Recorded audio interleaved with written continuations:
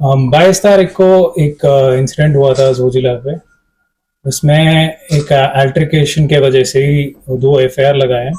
तो उसके बारे में एक ब्रीफिंग देना था मुझे। तो उस दिन ट्रैफिक क्लियरेंस के दौरान एक ड्राइवर ने, रियाज अहमद ने, वहाँ पे एक गाड़ी रोक के रखा था। उसको हटाने के लिए पुलिस ने कोशिश किए थे।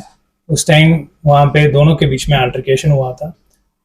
उसके बाद हमको एक रिपोर्ट आया एसपीओ के तरफ से, वहाँ का पोस्टेड एसपीओ के तरफ से, दैट उसने उसको धक्का दिया है और उसको उसके साथ बदतमीजी किया है। फिर हमने एक FIR लगाया है। उसके बाद हमको एक कॉल आया यूनियन से। वो पहले डीवाईएसपी हेडक्वार्टर्स को आया था। उसमें यूनियन वालों ने बोला है ऐसे वहां पे एक मसला हुआ है, आपके बंदे ने अपने ड्राइवर को मार दिया है। फिर ये सुनने के बाद हमको एक कंप्लेन आया। उस कंप्लेन को हम एक्सेप्ट करके उसमें डिस्ट्रिक्ट प्रेसिडेंट मुस्तफा के साथ बात करके हमने डिसाइड किया है इसमें इमीडिएटली एक्शन लेंगे। ये हुआ है 22 तारीख, और 22 तारीख शाम को मतलब 4 बजे हमने इनिशिएट किया है एक्शन। उसके बाद यूनियन की तरफ से बोला हुआ था इसमें स्ट्रिक्ट एक्शन चाहिए, हमने भी अश्योरेंस दिया था। फिर ऑलमोस्ट 5:40 पे according to the admission card at the hospital, driver ने वहां पे इलाज के लिए गया था और डॉक्टर से मिलके वापस बाहर आके मीडिया के साथ थोड़ा इंटरेक्शन किया था। उसमें इन्होंने बहुत कुछ बोला है। इसमें 3 साल में जो भी इंसिडेंट्स हुआ है जोजिला में, जितने भी ASI वहां पे थे उनके बारे में इन्होंने बोला है। मैं तो सिर्फ 2.5 महीने से हूँ। ये मेरा पहला कंप्लेंट है जोजिला के बारे में, बेसिकली ये हरासमेंट के बारे में।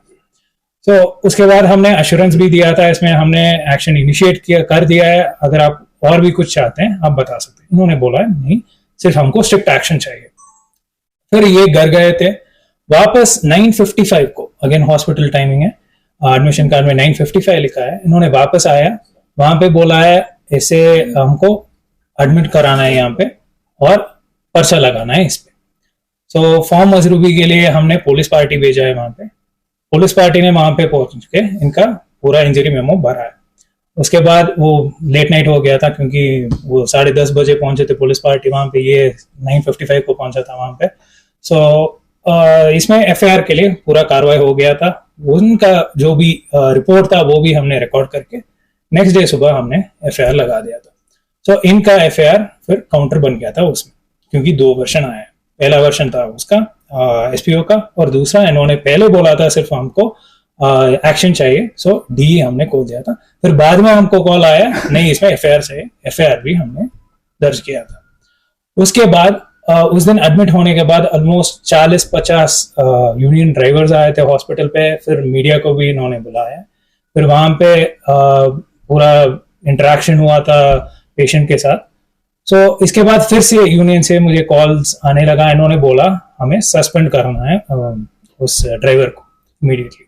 सो इसमें मैं क्लियरली एक चीज बताता हूँ, ये प्रोसीजर जो कंप्लेंट आया है वो उसको हमने दोनों का कंप्लेंट रिकॉर्ड किया है। सो इसमें इन्वेस्टिगेशन करने से पहले हम कुछ नहीं कर सकते, क्योंकि हमको पहला रिपोर्ट आया उस पर भी FIR है, दूसरा रिपोर्ट पे भी FIR है, और बीच में एक्सप्लेनेशन मांग के D का प्रोसेस भी चालू हो गया है। सो जो करना था वो टाइम पे हमने कर दिया, और इस बंदे को हमने अटैच भी कर दिया। जो अभी मांग रहे हैं इसको सस्पेंड करो, इसको डिसमिस करो, ये इलीगल प्रोसीजर है। मैं सिर्फ प्रोसीजर के हिसाब से जो कर सकता हूँ वही कर सकता हूँ।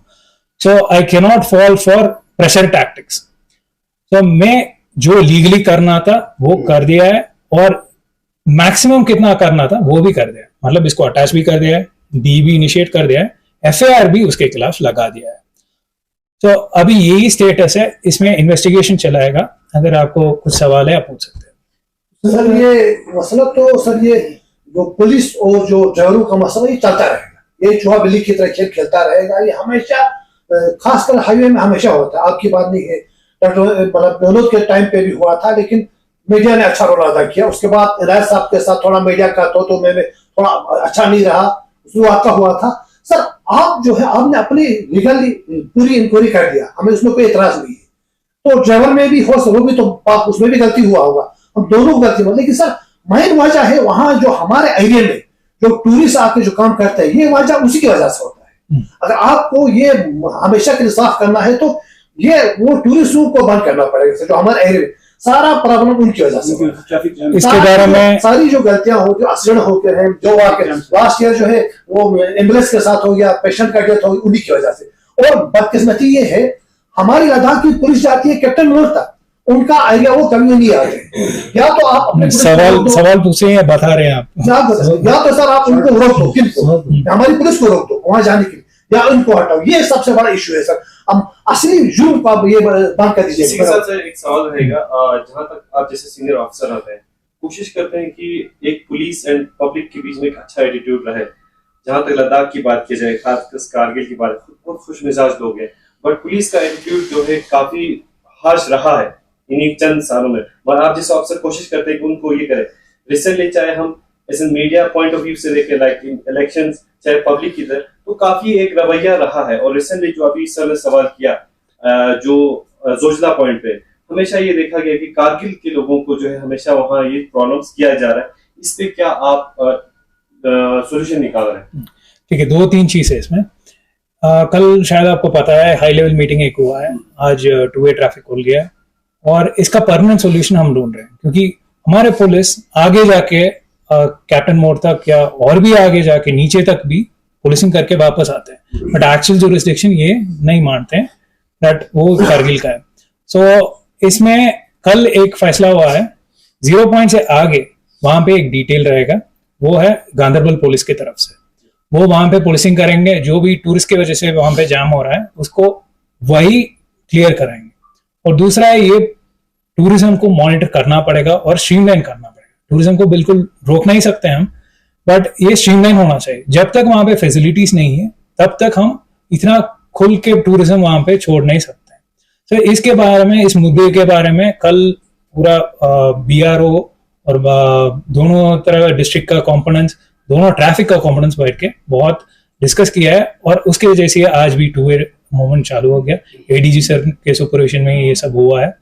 और भी इसमें हमने एक joint control room type set करने के लिए भी प्लान किया है। सर ने इसमें क्लियर इंस्ट्रक्शंस दिया है, वो भी एस्टैब्लिश हो जाएगा।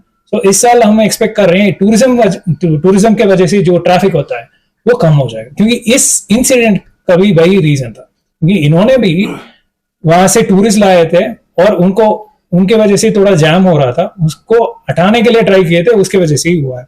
तो मैं समझ रहा हूँ ये लॉन्ग टर्म इश्यू है, इसका सोल्यूशन थोड़ा लॉन्ग टर्म में ही रहेगा, बट कल एक शुरुआत है, विल होप दैट इसमें इंप्रूवमेंट्स आएंगे। सर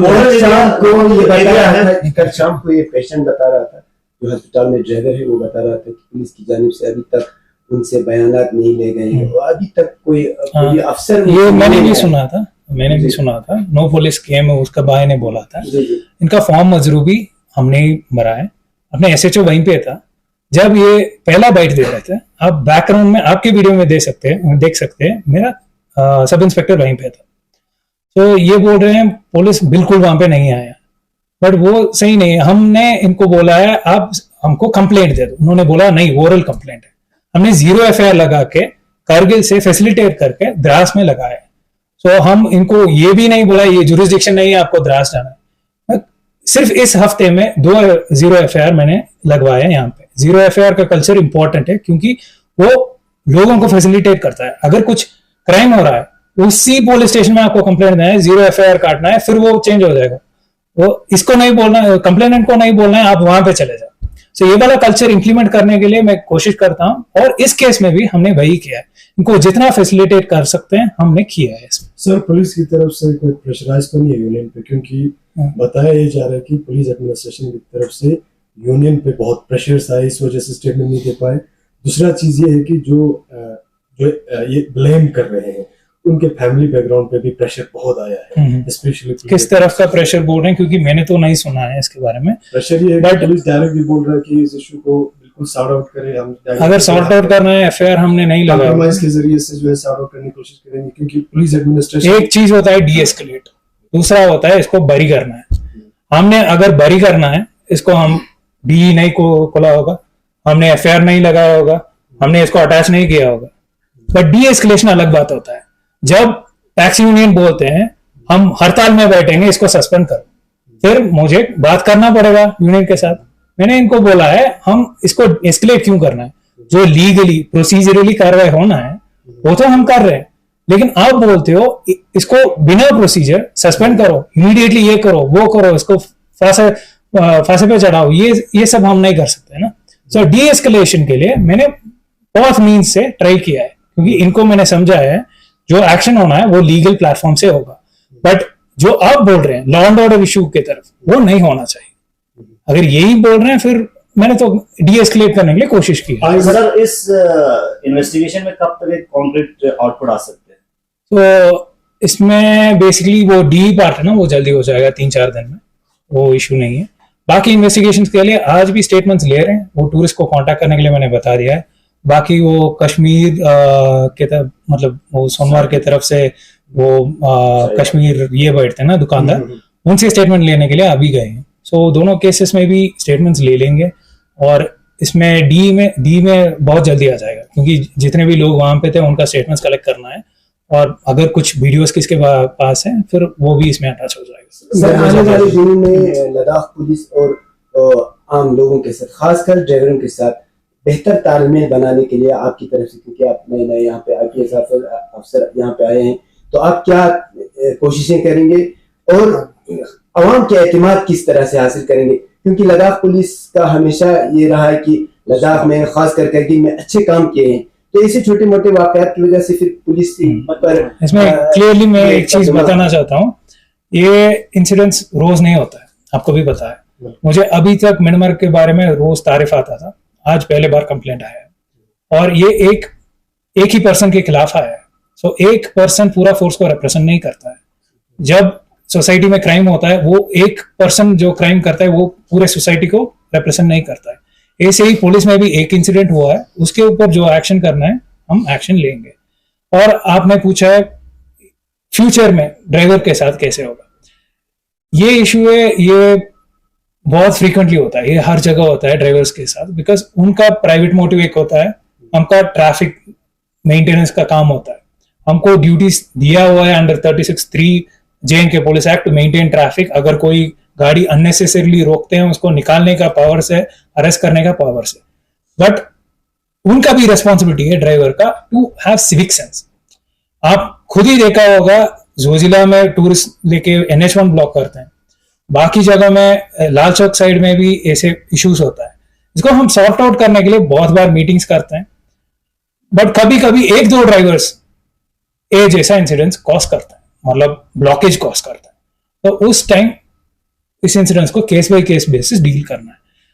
ये इंसिडेंट पुलिस को पूरा रिप्रेजेंट नहीं करता है, और ये जो SPO ने ये किया है उसके ऊपर जो कार्रवाई हम करेंगे वो भी एक एग्जाम्पल नहीं है। तो मुझे पुलिस का मोरल भी देखना है, और इस इंसिडेंट में as an isolated case decide करना है। तो ये बहुत एस्केलेट हो गया, आपको भी पता है, इसको डी एस्केलेट करने के लिए मैं अभी कोशिश कर रहा हूँ, और जो पनिशमेंट होना है वो मेरे तरफ से बिल्कुल फेयर एंड ट्रांसपेरेंट पनिशमेंट मिल जाएगा। For more updates, subscribe to our channel Kargil Today. Click the show links and enjoy watching the videos. Like us on Facebook and follow us on Instagram. Keep watching Kargil Today. Keep enjoying Kargil Today, the only voice of Kargil Ladakh.